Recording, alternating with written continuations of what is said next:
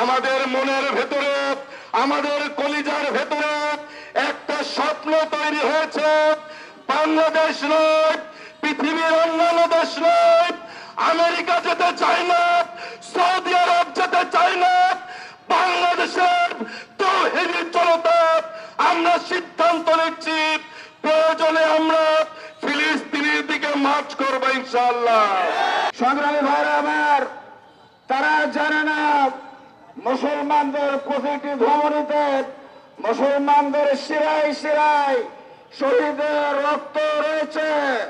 মুসলমানদের এই রক্ত আজকে জ্বলে উঠছে, আজকে বিস্ফোরিত হচ্ছে। সারা দুনিয়ায় ইহুদিদের এই আগ্রাসনের বিরুদ্ধে গোটা মুসলিম মিল্লাতকে ঐক্যবদ্ধ হতে হবে।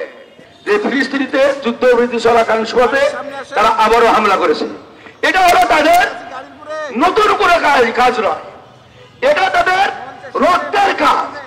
তাদের রক্ত হলো মুনাফিকের রক্ত, বেঈমানের রক্ত। তারা এরকম করতেই থাকবে যতদিন পর্যন্ত তাদেরকে দমন না করা যাবে, ততদিন পর্যন্ত তারা এরকম করবে।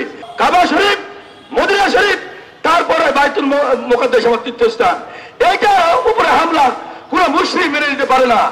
আসলে আমরা এই হামলার তীব্র নিন্দা জ্ঞাপন করছি এবং